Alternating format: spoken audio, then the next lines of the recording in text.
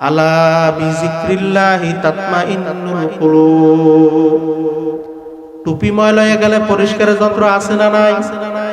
কাপড় ময়লা হয়ে গেলে পরিষ্কারের যন্ত্র আছে না নাই? তাবু ময়লা হয়ে গেলে পরিষ্কারের যন্ত্র আছে না না? ওই অন্ধকার কলব ময়লা হইয়া গেলে পরিষ্কারের যন্ত্র হচ্ছে একমাত্র আমার মাওলার জিকির। জিকিরু মে কে মজা হয় জাকিরু সে পসিও और शाखे गुल में क्या मजा है बुलबुलू से पोसियो हकीकत से तो दुनिया बेखबर है दुनिया की नुमाइश पर नजर है नमी गुयाम के आज दुनिया जुदाबाश बहर कारे के बाशी बा खुदावा বাজার এই দুনিয়া কিন্তু শান্তির জায়গা না, জায়গা জায়গা জায়গা শান শওকতের জায়গা না। এই গরমেই ঠান্ডা রোগ ব্যাধির কোনো শেষ নাই। আছে আছে আছে আছে শত্রু মিত্রর কোনো অভাব নাই। এরকম করতে করতে একদিন ঘোষণা হইয়া যাবে বাড়িওয়ালার নাই রে বাড়ি নাই রে দুনিয়াতে।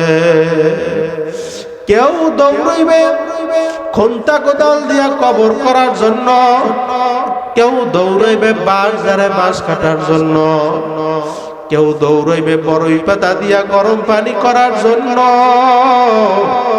কেউ দৌড়ইবে দোকানে কাপড়ের কাপড় কেনার জন্য। তাকবীর দিয়া বলবে যাও যাও যাও আর কোনদিন আসবা না। এ যুবক ভাইরাও বৃদ্ধ বাবারা যারা রাস্তাঘাটে দোকান পাটে ঘোরাফেরা করতেছো, বাজান তাড়াতাড়ি আসো, জান্নাতের বাগানে বসো। আগামীকাল কিন্তু জান্নাতের বাগান পাইবা না। অল্প সময় চক্ষু থেকে পানি বের করো।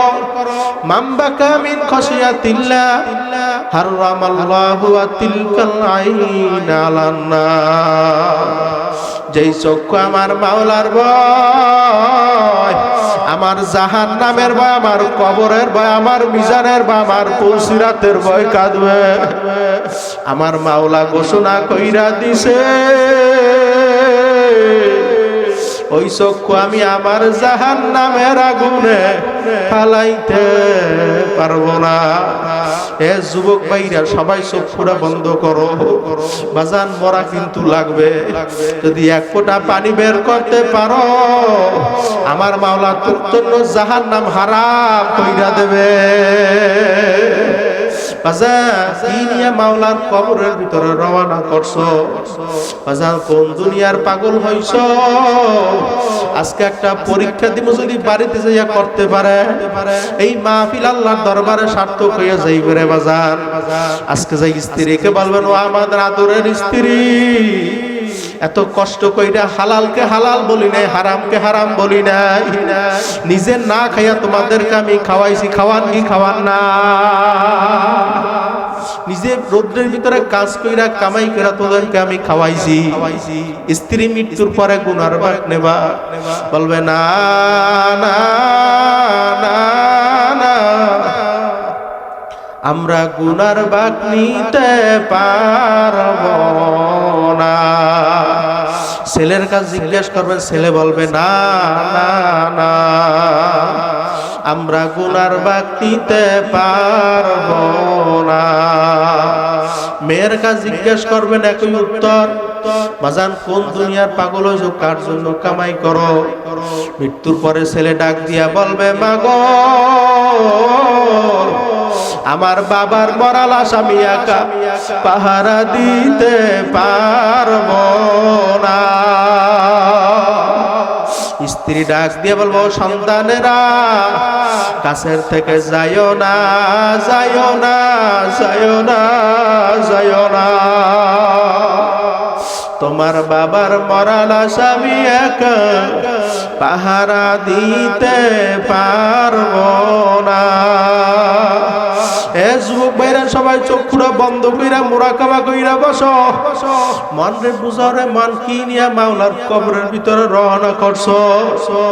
দুনিয়ার ভিতরে কি জন্য আমার মাওলা পাঠাইলো, কি করতেছি, কি নিয়া মাওলার কবরে রওনা করছি?